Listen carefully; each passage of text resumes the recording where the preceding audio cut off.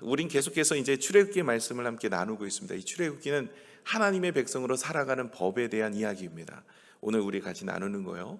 이제 하나님께서는 이스라엘 백성들을 출애굽시키셨어요. 그리고 나서 시내산에서 그들과 언약을 맺었습니다. 약속을 하신 거죠. 이제 너희가 이 말씀을 가지고 살아가는 인생이 되어지면 내가 너희 인생을 거룩한 백성이요 제사장 나라로 삼겠다. 그렇게 하겠느냐? 그랬을 때 하나님의 제안을 이스라엘 백성들이 받아들입니다. 네, 그렇게 하겠습니다. 이제는 하나님의 말씀대로 살겠습니다. 그러면 하나님께서 우리를 이 거룩한 백성이고 제사장 나라로 만드신다 하셨으니 내가 그렇게 살겠습니다. 여기서 핵심이 뭘까요? 하나님의 백성은 거룩한 백성이에요. 이 거룩한 백성의 모습이 도대체 무엇이냐라는 것입니다. 이 거룩이라는 뜻이 무엇이냐면 구별되었다라는 뜻입니다. 구별되었다. 이 성결이라는 뜻이에요. 그래서 이 구별된 삶을 살아가는 것이 바로 거룩한 모습인데, 이 거룩한 백성은 세상과 다른 방법으로 사는 것입니다. 그냥 예수 믿고 세상과 동일한 방법으로 살아가는 게 아니에요. 예수를 영접하고 영생을 얻은 우리가 이제까지 살아온 배경과 살아온 그런 생각과 사고를 가지고 살아가는 게 아니라 이제 하나님의 말씀으로 새롭게 되었으니 이제 하나님의 말씀으로 살겠습니다라고 고백하는 인생이 되셔야 합니다. 하나님께서는 그 방법을 우리에게 일러주시면서 법을 주시죠. 거룩한 백성으로 살아가는 법. 이것이 바로 첫 번째가 출애굽기 20장에 나오는 십계명입니다. 기본법이라고도 하고 도덕법이라고 합니다. 하나님의 십계명 말씀을 따라 살아가는 거예요. 거기에 세부 사항이 있어요. 그 세부 사항이 뭐예요? 우리가 같이 나누고 있는 21장부터 23장까지 이 시민법이라고 하는 내용입니다. 그리고 또 하나 법이 있는데 세 번째가 의식법이에요. 이거는 하나님 앞에 감사의 제사와 절기를 지키는 레위기에 등장합니다. 그래서 출애굽기는 이 두 가지 법이 등장해요. 십계명의 내용과 그 세부 항목으로 이 시민법이 등장하고 있는데 그 내용을 우리가 살펴보고 있습니다. 계속해서 성경은요, 하나님의 백성에게는 이곳을 요구하십니다. 거룩입니다. 이 거룩하라고 주님이 자꾸 말씀을 하시고, 이 거룩이라는 단어가 성경에 정말 많이 나오는데요, 이 거룩이라는 단어를 우리가 깨달아 알지 못하고 신앙생활 한다면 온전하게 거룩한 삶을 살 수 없죠. 왜요? 거룩도 모르는데, 그 뜻도 모르고 내용도 모르고 어떻게 살아가는지도 모르는데 어떻게 살겠습니까? 저와 여러분이 오늘 이 거룩한 삶이 무엇인지를 말씀을 통해서 우리 같이 묵상을 하면서 하나님이 기뻐하시는 믿음의 성도 되시기를 부탁을 드립니다. 자, 성경에는 이 거룩이라는 단어가 참 많이 나오는데요. 레위기 11장 45절의 말씀을 같이 한번 읽을게요. 시작. 나는 너희의 하나님이 되려고 너희를 애굽 땅에서 인도하여 낸 여호와라. 내가 거룩하니 너희도 거룩하라. 하나님께서는 하나님도 거룩하대요. 하나님도 구별된 인생으로 살았고 하나님의 빛 대신 영광의 모습으로 그렇게 거하십니다. 그렇기 때문에 하나님의 백성조차도 우리도 거룩한 삶을 살아야 하는 것이죠. 성경에 보시면 이 거룩이라는 단어가 계속해서 등장을 하는데 하나님을 찬양하고 찬미할 때도 이 거룩의 내용, 이 단어를 사용합니다. 이사야 6장 3절의 말씀을 같이 한번 읽겠습니다. 시작. 서로 불러 이르되 거룩하다 거룩하다 거룩하다 만군의 여호와여 그의 영광이 온 땅에 충만하도다 하더라.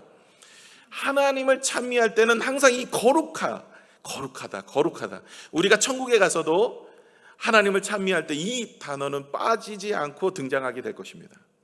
그러면 이 단어에 대해서 잘 알아야 되겠죠.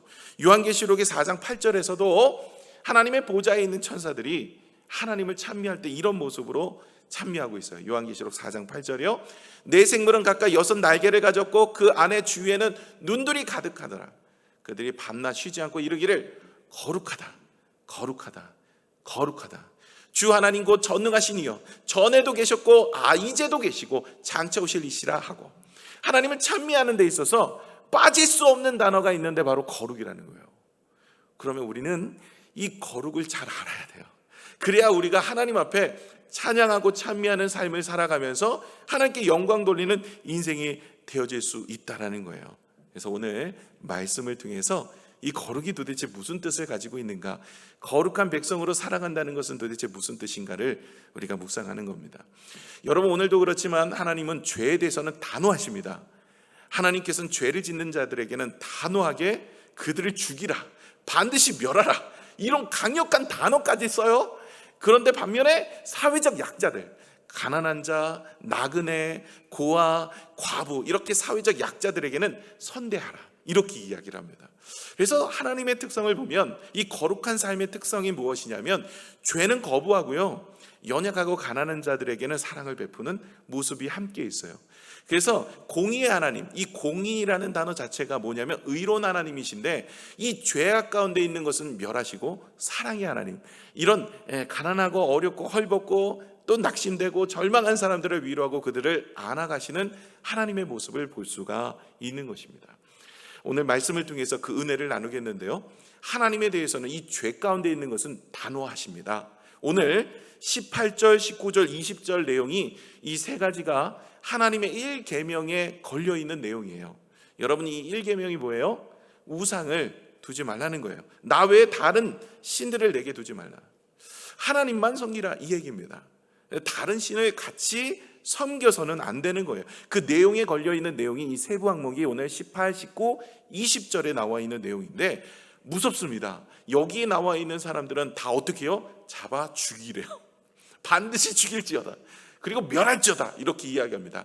이 세 부분이 우상 숭배에 대한 이야기인데요, 우리가 살펴보도록 하겠습니다. 18절을 읽겠습니다. 시작. 너는 무당을 살려두지 말라. 아멘. 오늘 이 말씀 듣고 나가셔서 점집 가셔갖고 해코지 하시면 안 됩니다. 그런 뜻이 아닙니다. 무당은 절대로 살려둬서는 안 된다. 당시만 해도 이 무당들이요, 이 점을 치고 사주팔자뿐만 아니라 그 우상을 숭배하는 자들, 그들을 무당들이라고 불렀고요, 그들로 인하여서 하나님 외에 다른 신을 우리에게 자꾸 소개를 하거나 우리에게 그렇게 섬기도록 만들어가는 것이죠. 무당들 참 많더라고요. 우리나라도. 여수에 갔더니요, 저희 교육자들이 여수에 잠깐 수련회 때 방문한 적이 있어요. 골목을 잘못 들어갔는데 이 골목이 무당 골목이야. 무당집이요, 한 집도 건너지 않고 빼곡하게 양쪽으로 쫙 있어요. 다 무당집이에요. 교회가 아마 그렇게 있었으면 난리 날걸요. 근데 무당, 그 골목은 무당만 있는 거예요. 재미나요? 애기 무당. 그러면서 거기에 있어요. 애기 보살, 그 다음에 처녀 보살, 이름도 재밌어요. 용암 보살, 뭐 이런. 아마 여러분 갔다 오신 것 같은데 얼굴 표정이 아니신 거죠? 예. 요즘 TV 프로까지도 이런 무속 신앙의 모습을 쉽게 접하도록 만드는 것 같아요. 물어보살, 이런 프로그램이 있어요. 한번 보세요. 보시고 빠져드시면 안 되고. 근데 거기 물어보살 해가지고 거기 탤런트들이 무당 복장을 하고 나와가지고, 그리고 나서 사람들의 애환들과 문제들을 이렇게 조언해 주는 거. 그러면서 프로그램들이 있더라고요. 그러다 보니까 이 무속 신앙이 아주 우리나라에 뼛속 깊이 들어와 있는 모습을 보는데요. 여러분, 우리나라 무당이 얼마나 많은지 아십니까? 우리나라 무당협회 가입된 사람들이요, 무려 100만 명이랍니다. 여러분, 목사님들이 좀 많고 교육자들이 많다 그래도 10만 명인데 무당들은 100만 명이에요. 우리나라 총 인구가 5,300만입니다. 어마어마한 거예요. 어떻게 보면 이렇게 돌아보면 무당 한 명씩 있는 거죠. 우리 지금 교회는 없지만 여러분 나가다 보면 무당 천지입니다. 여러분들도 아침에 일어나면 뭐부터 펴요? 오늘의 운세, 이런 거 아니시죠? 네. 오늘은 물을 가까이 하지 마라, 뭐 이러면서 오늘 모욕하려고 그랬는데 세수도 하지 말아야 되겠다, 이렇게 생각하는 분 없으시기를 바랍니다. 여러분, 우리는 언제부턴가 이런 식의 별자리, 무당, 뭐 이런 운세, 사주, 팔자, 이런 것들 거기에 우리가 너무 현혹되어 있는 것 같습니다. 하나님께서는 이렇게 하나님만 섬겨야 되는데 하나님에게만 우리의 인생을 맡기고 우리의 갈 길을 하나님에게 기도해서 받아야 되는데, 사주팔자라든지 점을 본다든지 우리의 인생을 거기에나 맡긴다든지 그 귀신들에게 혹은 그것을 섬기는 우상들에게 자신의 인생의 길을 묻는다든지, 이거는 사울 왕이나 하는 일이에요. 여러분, 이스라엘 초대왕 사울 왕이요, 하나님을 떠나서 누구를 찾았냐면 박수와 술객, 무당들을 찾습니다. 그의 인생 어떻게 됐는지 여러분 아시죠? 망했습니다.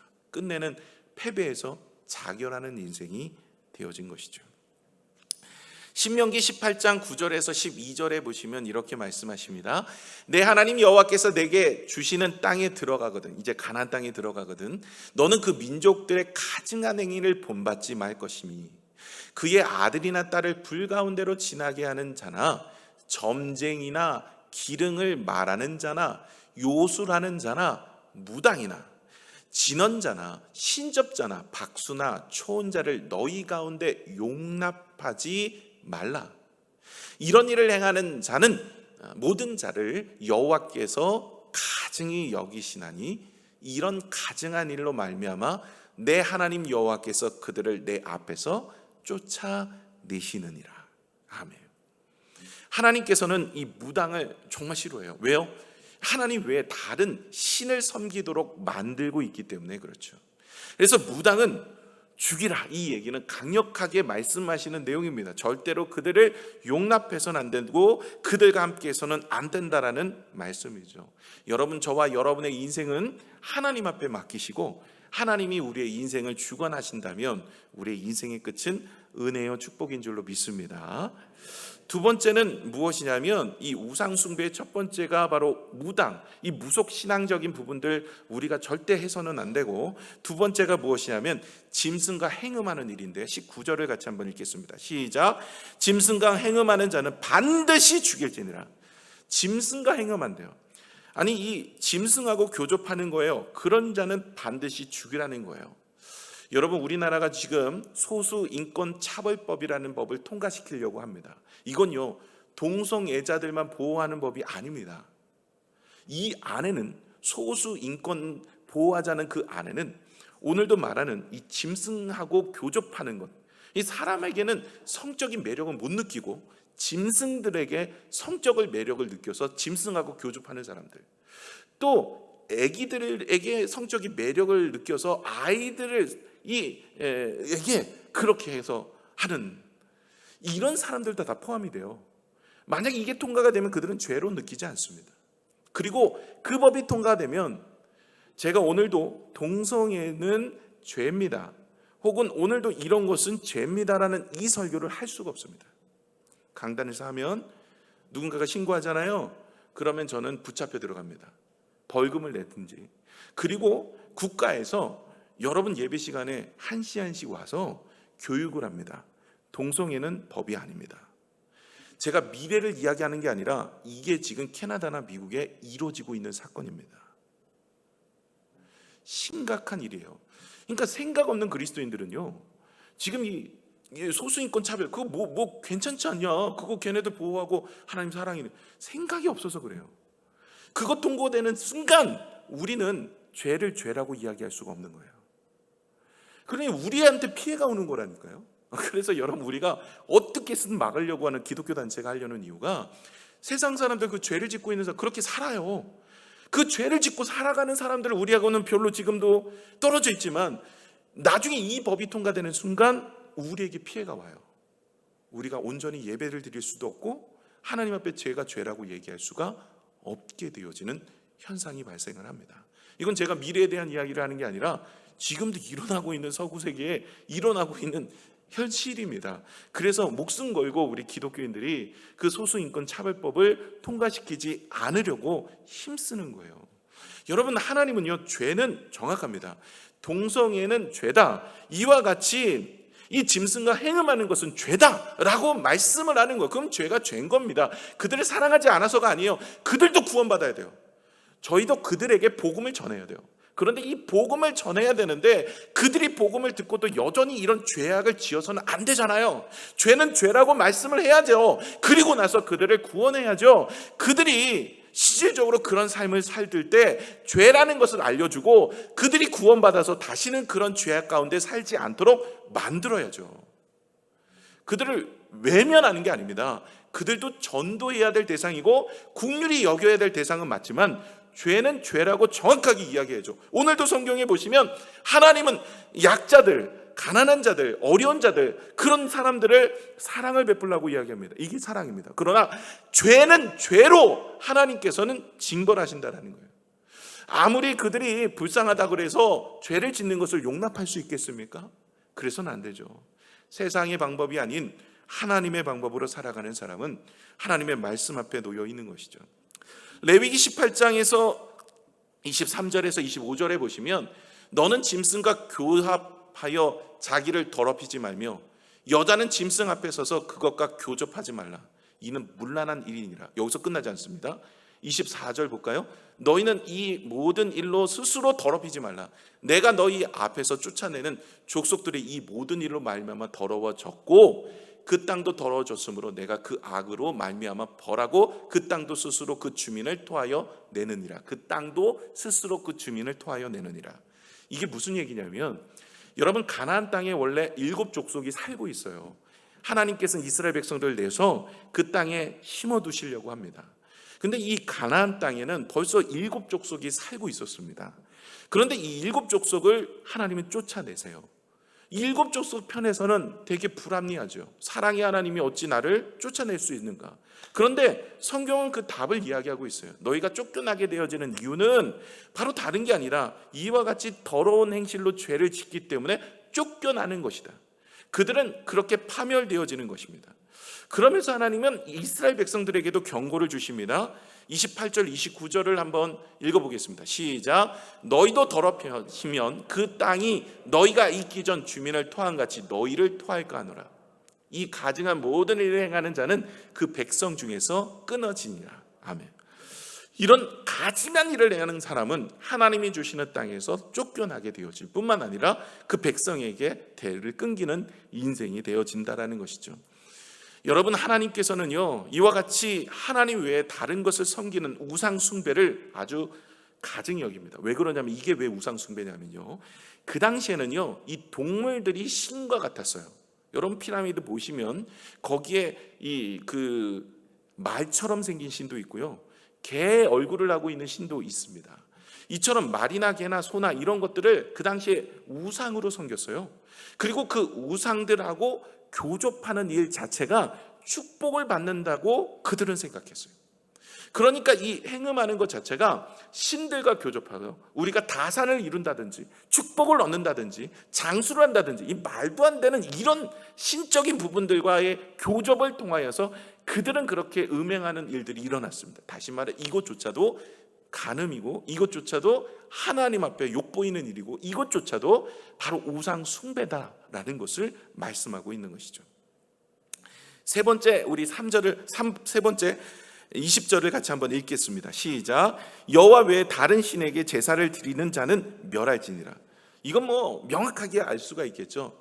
하나님 외에 다른 신에게 제사를 드리면 멸할지다. 다시 말해 하나님만 제사를 드려야 되는데 오늘도 하나님 앞에 예배를 드리고 세상에 나가서 세상의 방식으로 하나님보다 더 사랑하는 것이 우상이라 그랬고 탐심이 우상이라 그랬는데, 우상 숭배라 그랬는데, 우리가 하나님께 예배를 드리면서도 세상에서도 자유롭게 탐심을 가지고 세상의 방식을 가지고 그렇게 살아가는 이전의 내 삶의 모습을 그대로 가지고 살아가는 인생은 우상 숭배하는 인생입니다.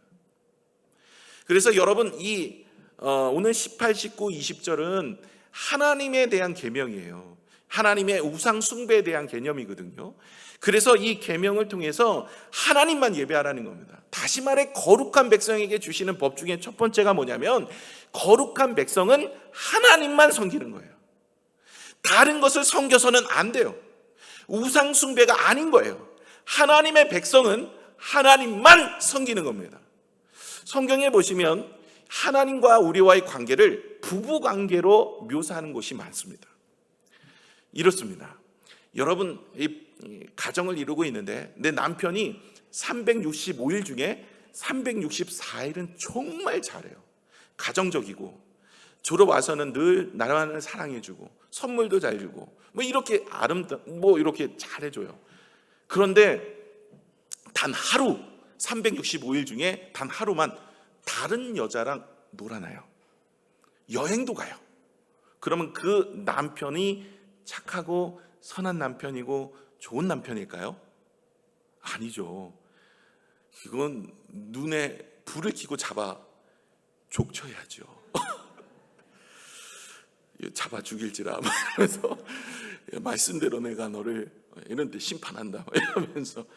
여러분, 그런 남편이 있을 수는 없죠. 여러분 365일 중에 단 하루만, 여러분 이게 하나님과 우리 믿음의 사람들의 관계를 이렇게 묘사를 해요. 온전히 하나님만 섬겨야 되는데 하나님께 예배를 드리고 하나님의 말씀을 듣고 하나님의 은혜를 가운데 잘 살다가 어느 순간 며칠 돌변을 하는 거예요. 하나님 외에 다른 것을 의지하고 다른 것을 섬기고 다른 것을 마음에 두고 다른 것을 따라 살아가는 거예요. 이건 온전한 모습이 아닙니다. 거룩함은 하나님만 사랑하는 거예요. 저와 여러분이 거룩한 백성이요 거룩한 삶을 원하신다면 하나님이 이렇게 이야기합니다. 하나님만 섬겨라. 저와 여러분이 하나님을 사랑하고 하나님만 섬기는 것이 바로 거룩한 삶의 첫 번째인 줄로 믿습니다. 두 번째 거룩한 삶은 내 이웃을 사랑하는 삶입니다.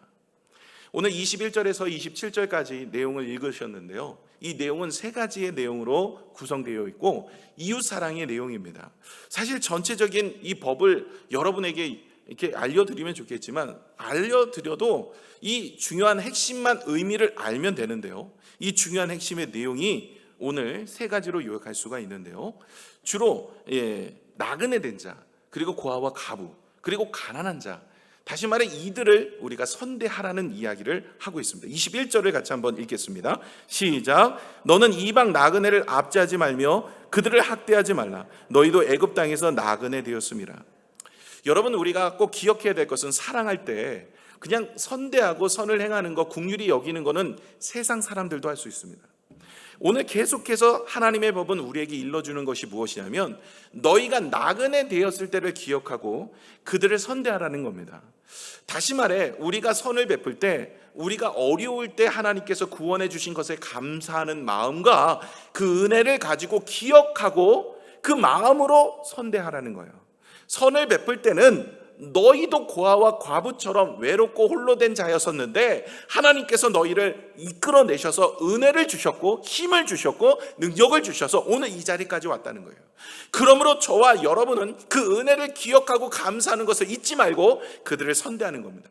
그냥 착하게 살자라고 끝나는 것이 아니라 우리가 하나님의 능력과 은혜를 기억하고 감사하여서 선을 베푸는 것, 이것이 바로 하나님이 원하시는 모습입니다. 과부와 고아를 해롭게 말라라고 22절에 이야기하고 있습니다. 만약에 너희가 과부와 고아를 해롭게 하게 되어지면 너희 아내가 과부가 될 것이고 너희 자녀가 고아가 될 것이다, 이렇게 이야기합니다.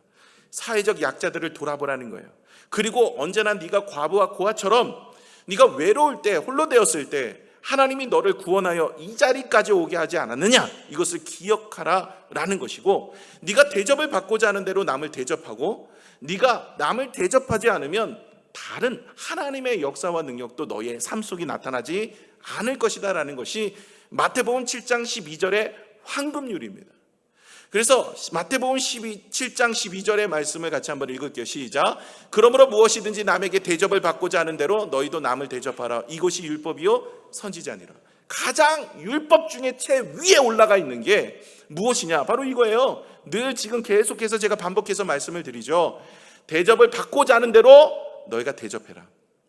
너희가 과부와 고아 이것을 바라보면서 너희가 이전에 이와 같은 모습이었던 것 잊지 말고 그들을 대접하고, 너희의 모습 속에 이렇게 대접하지 않으면 너희도 하나님 앞에 그 대접을 받지 못하는 인생이 될 수 있다는 것을 기억하라는 것이 바로 오늘 이 얘기를 계속 이어가고 있는 것입니다. 다시 말해 이웃 사랑은 하나님의 거룩함을 이어가는 모습이고 사회적 약자나 어려운 자를 도와주는 것입니다. 오늘 25절에도 가난한 자에게 돈을 구워줄 때는 자비를 베풀고 이자를 받지 말고 그들의 옷을 해가 지기 전에 돌려주어라 라고 이야기합니다. 성경에 나오는 이웃사랑의 핵심은요, 착하게 살자라고 끝나는 것이 아닙니다. 하나님의 은혜를 기억하고 그 은혜에 감사하면 우리가 그것을 행하는 모습으로 나타나야 된다는 거예요. 소자 하나에게 한 것이 곧 나에게 한 것이라고 주님이 말씀하십니다. 작은 사람에게 한 것이 곧, 정말 연약한 자에게 한 것이 곧 하나님께 한 것이다. 하나님이 받으신다라는 것입니다. 거룩한 예배자는 오늘도 이렇게 예배를 드리는 곳에서만 일어나는 것이 아니라 우리의 삶의 현장에서도 하나님의 말씀을 따라 이웃을 사랑할 때 그 사랑으로 나타나게 되어진다라는 거예요. 여러분, 우리가 주의를 지키는 것도 이 계명의 4계명이죠. 10계명의 4계명. 안식일을 거룩히 기억하여 지키라. 이 이야기도요, 오늘도 여러분이 이렇게 안식일을 기억하여 지키는 거 좋습니다. 그런데 이렇게 안식일을 기억하여 지키는데 무엇을 기억하냐는 거예요. 창조의 하나님의 은혜를 기억하는 겁니다. 누가 세상을 만드셨는지, 누가 우리를 태어나게 하셨는지, 누가 이제까지 인도해 주셨는지, 이걸 기억하고 지키는 것이 중요합니다. 여러분, 이 창세기 2장 2절에서 3절을 같이 한번 읽겠습니다. 시작. 하나님이 그가 하시던 일을 일곱째 날에 마치시니 그가 하시던 모든 일을 그치고 일곱째 날에 안식하니, 하나님이 그 일곱째 날을 복되게 하사 거룩하게 하셨으니 이는 하나님이 그 창조하시며 만드시던 모든 일을 마치시고 그날에 안식하셨음이니라. 아멘. 하나님이 이 안식일을 복되고 거룩하게 만든 이유는 무엇이냐면, 하나님께서 세상을 6일간 창조하시고 7일째는 안식하셨음을 기억하고 하나님 앞에 예배하는 자, 그것이 복된 자요 거룩한 인생을 사는 자입니다. 여러분, 주일은 하나님 앞에 예배 드리는 날입니다. 이것을 통해서 우리는 무엇을 깨닫게 됩니까? 하나님의 창조의 섭리를 알게 되는 거예요. 이제까지 내가 그냥 힘쓰고 애쓰고 노력해서 온 것이 아니라, 세상은 그냥 우연의 일치로 만들어진 것이 아니라 하나님이 창조하셨음을 믿습니다. 이런 사람이 예배를 드리는 거예요. 예배를 드리지 않으면서 어떻게 하나님의 창조를 이야기할 수 있겠습니까? 안식일을 거룩히 지키지 않으면서 창조의 하나님을 외칠 수는 없는 거예요. 그렇기 때문에 우리가 주일날 이렇게 모여서 예배하는 것은 하나님의 축복을 받기 위함도 있겠지만, 가장 중요한 핵심은 하나님께서 우리를 창조하시고 세상을 창조하시고 주관하시고 하나님의 섭리 안에 있다라는 것을 깨닫는 것이 바로 이 안식일을 지키는 자의 모습이라는 거예요. 또한 여러분, 성경을 읽고 기도 많이 하시나요? 이것도 거룩한 백성이 하는 모습입니다. 디모데전서 4장 5절의 말씀을 같이 읽겠습니다. 시작. 하나님의 말씀과 기도로 거룩하여 지미니라. 아멘. 여러분, 거룩한 백성은 하나님의 말씀을 묵상하시고 기도하셔야 됩니다. 이 말씀 여러분 잘 읽고 계시죠? 성경, 요즘에도 성경 읽기 프로그램으로 가지고 우리가 하는데, 어느 분들은 신앙생활 오래 했는데도 불구하고 성경책을 가지고는 다니는데 읽지를 않아요. 덮어놓고 믿어요. 아, 이거 뭐 읽을 필요 뭐 있어, 나 믿어, 이러면서. 한 번은요, 제가 신방을 갔는데 예배를 드리려고 딱 앉았어요. 그리고 이제 찬송가를 피고 해야 되는데 자크가 안 열려. 이분이 하도 성경을 안 읽어가지고 한 번도 열어본 적이, 사놓고 이게 굳었어. 그래가지고 안 열리는 거야. 그 위에 뭐가 떨어진 것 같아. 했는데 그게 열어본 적이 없으니까. 그래갖고 막 힘으로 막. 그래서 저희 교육자가 옆에서 이제 요거 보시죠 하고 드렸는데, 그런 분이 안 계시기를 부탁을 드립니다. 여러분, 막 한 번도 읽지를 않고 성경을 가지고만 다니는 은혜가 안 돼요. 거룩한 백성은 성경을 읽으셔야 돼요. 여러분, 기도도 마찬가지입니다. 하나님 앞에 기도하는 백성이 되셔야 돼요. 기도를 해본 적이 없는 건 하나님과 교제를 하지 않는다는 거예요. 여러분, 기도를 통해서 하나님의 은혜를, 또 거룩한 백성은 그렇게 사는 겁니다. 말씀과 기도, 안식일을 지키고 하나님만을 사랑하고, 그래서 하나님만을 섬기고, 그리고 내 이웃을 사랑하는 믿음의 모습이 바로 그것입니다.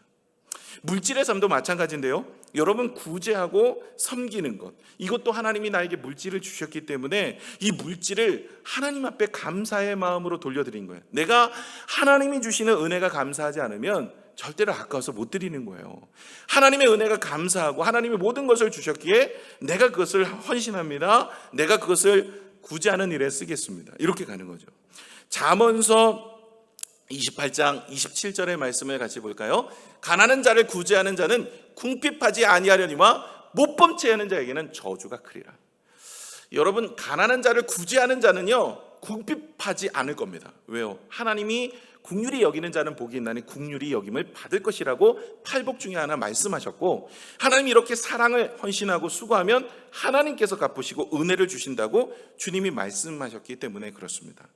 선한 사마리아인의 비유 여러분 아시죠? 길에서 강도를 만났습니다. 이 강도를 만나서 거진다 죽게 되었는데요, 가만 놔두면 죽을 환경이에요. 근데 처음 내려갔던 사람이 제사장인데 그냥 내려갔어요. 못 본 채 하고 내려갔습니다. 두 번째는 레위인이 내려가는데 못 본 채 하고 내려갑니다. 레위인은 그리스도인들이에요. 세 번째가 이방인인데 사마리아인이 그것을 보고 그를 치료해 줍니다. 그리고 돌아봐 줍니다. 예수님께서는 제자들을 향해서 이야기합니다. 너희도 이와 같이 살라. 이게 기독교의 가장 핵심입니다. 사실은 내 이웃을 내 몸과 같이 사랑하면 하나님께서 그것을 받으신다라는 거예요. 이것이 세상과 다른 방법으로 살아가는 겁니다. 이달리아 백부장인 고넬료가 있습니다. 사도행전 10장에 나오는데요, 사도행전은 28장까지 쓰여져 있어요. 쓸 말이 얼마나 많은데 이 이방인이면서도 이달리아 백부장 이 한 사람을 위해서 한 장을 할애해요. 이 사람이 어떤 삶을 살았냐면 사도행전 10장 2절의 말씀을 같이 한번 읽겠습니다. 시작. 그가 경건하여 온 지방과 더불어 하나님을 경외하며 백성을 많이 구제하고 하나님께 항상 기도하더니. 오늘 보시면 이 사람은 하나님을 경외하는 사람이에요. 백성을 어떻게 해요? 많이 구제하고 하나님께 항상 기도하더니.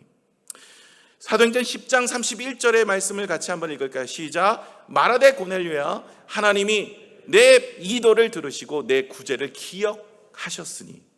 하나님께서 이 고넬료를 기억하셨어요.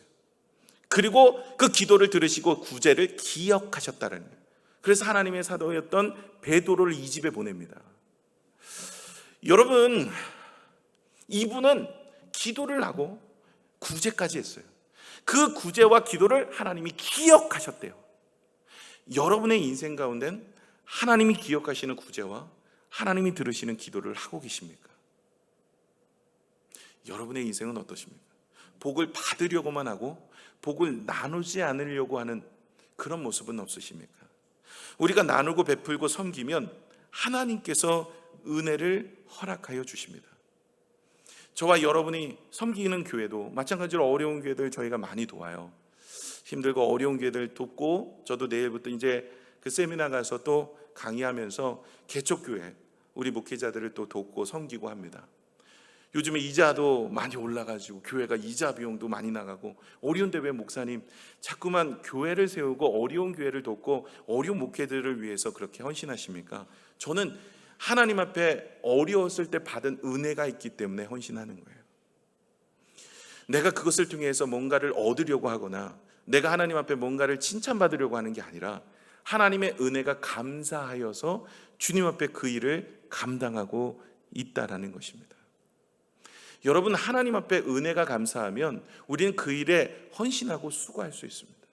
근데 그 은혜가 없으면 헌신하고 수고하지 않습니다. 그런데 놀라운 것은 그 은혜에 헌신하면 하나님이 갚으십니다. 이건 마지막에 우리가 살펴볼 것인데요, 한 가지 여러분이 꼭 기억해야 될 것이 있는데요, 이렇게 구제하고 섬길 때 꼭 기억해야 될, 외식하는 자가 되지 않는 그런 사람이 되기 위한 주의할 부분이 마태복음 6장 2절에서 4절에 나옵니다. 우리 같이 한번 읽겠습니다. 마태복음 6장 2절에서 4절입니다. 시작. 그러므로 구제할 때 외식하는 자가 사람에게서 영광을 받으려고 회당의 거리에서 하는 것 같이 너희 앞에 나팔을 불지 말라. 진실로 너희에게 이르노니 그들은 자기 상을 이미 받았느니라. 3절이요. 너는 구제할 때 오른손이 하는 것을 왼손이 모르게 하며 내 구제함을 은밀하게 하라. 은밀한 중에 보시는 너희의 하나 아버지께서 갚으시리라. 구제를 하면 갚으시는 분이 계세요, 하나님이요. 그런데 이 구제한 것을 이렇게 탁, 오늘 성경에서 좀 아주 우리가 쓰는 표현을 하고, 나발 불지 마. 야, 우리가 하는 표현이 성경에 있어요? 나발 불지 마. 나발을 불고 다니면 어떻게 돼요? 그 상은 이미 받았느냐. 네가 구제할 거 오른손이 한 것을 왼손이 모르는 것처럼 그렇게 해봐. 하나님이 그것을 갚아 주시리라. 많은 성도들 중에는 착각하는 것이 있어요. 내가 없는 중에 하나님께 드리고 헌신을 하면 그것으로 끝난다라고 생각해요. 여러분, 내가 헌신하는 건 하나님이 갚으십니다. 하나님이 채우십니다. 누르고 흔들어 넘치도록 더하십니다. 여러분, 기독교의 가장 큰 핵심이 바로 하나님 사랑과 내 이웃의 사랑이에요. 우리가 하나님의 축복을 받았으면 그 은혜에 감사하는 것으로 나누고 베풀고 섬기면 거기에 은혜가 있는 줄로 믿습니다. 마지막 예화를 들고 마치고자 하는데요, 제가 지난 금요일날 우리 제자반하고 양아진 선교사 무덤에 갔습니다. 묘역에 갔는데요, 14분하고 같이, 저희는 제자훈련이 마치면 매년 갑니다만은 이번에 코로나 기간이어가지고 3년간 가지 못했습니다. 갔는데 여전히 그곳에 은혜가 있었어요. 많은 사람들이 있었고 또 그곳에서 받은 은혜들이 있었습니다. 함께 동참했는데요. 영상을 통해서 선교사님들의 헌신과 사랑을 좀 깨닫게 되어지고 그 묘제에 다니면서 거기에 이제 묘비의 글을 통해서 하나님의 사랑을 깨닫게 되어집니다. 그들은요, 우리나라가 어디에 붙어 있는지도 몰랐던 사람이었어요. 하나님의 말씀을 듣고 자신의 영광, 자신의 부귀, 자신의 삶을 다 내려놓고 조선이라는 땅에 와서 헌신하였습니다. 1885년부터 시작하여서 언더도 안펜젤로 선교사님이 재물포항을 통해서 많은 선교사님들이 들어오셨어요. 지금 양아지는 145분의 선교사님들이 묻혀 계십니다. 그분들은 우리를 사랑하는 마음으로 가난하고 헐벗고 굶주렸던 우리, 정말 과부와 고아와 맹인, 백정들을 위해서 헌신했어요. 오늘 우리가 영상을 통해 보았잖아요. 그 영상에서도 에비슨 선교사님이 이제 그 제주원이라는 곳에 이제 그곳에서 계시면서 많은 후배들을 양육했죠. 여러분이 아시는 그 제주원이 나중에는 이 세브란스 병원, 지금 있는 연세 세브란스 병원이 되었죠. 사실 이 연세 세브란스 병원도 기독교, 이 세브란스라는 미국의 강철 사장님이 헌금을 내서 그 병원을 세운 겁니다. 우리나라 뭐 이화여대라든지 뭐 배화학당이라든지 이런 모든 학교들도요, 그 선교사님, 초기 선교사님들이 정말 이 나라에는 암울했어요. 풀 안 뿌기도 제대로 자라지 못하는 그런 환경이었어요. 배고프고 가난하고 병들고 뭐 아무리 노력해도 빛이 보이지 않는 그런 나라였어요. 가만 놔뒀으면 어찌 보면 우리나라도 저 아프리카 오지에 있는 나라처럼 그랬을 수도 있어요. 정말 가난하고 헐벗는 나라일 수도 있었어요. 그런데 그 선교사님들이 자기의 모든 것을 내어놓고 헌신하여 와서 학교를 세우고 병원을 세우고 그들을 돌아보면서 아름다운 거룩한 삶을 살았던 거예요. 이것이 기독교의 핵심입니다. 내 이웃을 내 몸과 같이 사랑하는 거예요. 이것이 거룩한 백성이 살아가는 방법입니다. 언제부턴가 내가 받을 축복, 내가 받을 가정의 축복, 내 자녀만 생각하고 있다면 어찌 보면 우리는 하나님의 거룩한 백성으로 살아가고 있지 못하는 모습일 수 있다라는 것입니다. 저와 여러분이 오늘도 축복을 받고 은혜가 감사하다면 하나님만 섬기는 사랑의 모습, 그리고 내 이웃을 받은 은혜대로 감사하고 감격이 되어지면 그 모습으로 섬기는 모습, 이것이 바로 거룩한 백성의 모습입니다. 그러므로 거룩은 사랑입니다. 하나님을 사랑하는 것, 내 이웃을 사랑하는 것, 이것이 바로 거룩한 삶의 모습이라는 것을 여러분 기억하시기를 바랍니다. 이런 삶을 살아가면 마태복음 25장 35절에서 40절에 이렇게 말씀을 하십니다. 천국에 올라가서 여러분이 받아 누릴 축복인데요, 함께 보겠습니다. 내가 줄일 때 너희가 먹을 것을 주었고 목마를 때 마시게 하였고 나그네 되었을 때 영접하였고 헐벗었을 때 옷을 입혔고 병들었을 때 돌아보았고 옥에 갇혔을 때 와서 보았느니라. 이에 의인들이 대답하여 이르되 주여, 우리가 어느 때 주께서 줄이신 것을 보고 음식을 대접하였으며 목마르신 것을 보고 마시게 하였나이까? 어느 때 나그네 되신 것을 보고 영접하였으며 헐벗었을 것을 보고 옷을 입혔나이까? 어느 때 병드신 것이나 옥에 갇히신 것을 보고 내가 가서 배웠나이까 하리니, 천국에서 말씀하시는 거예요. 임금이 대답하여 이르시되 내가 진실로 너희에게 이르노니 너희가 여기 내 형제 중에 지극히 작은 자 하나에게 한 것이 곧 내게 한 것이니라 하시고. 여러분, 하나님 앞에 칭찬받는 백성이 되시기를 원하십니까? 거룩은 이렇게 예배만 드리는 것이 아니라 우리의 삶의 현장에서 하나님의 사랑을 기억하고 감사하며 증거하는 것입니다. 그러면 잠언서 11장 25절에 축복인데 이 말씀을 읽고 마치겠습니다. 함께 읽겠습니다. 시작. 구제를 좋아하는 자는 풍족하여질 것이요 남을 윤택하게 하는 자는 자기도 윤택하여 지리이다. 아멘. 함께 기도하겠습니다.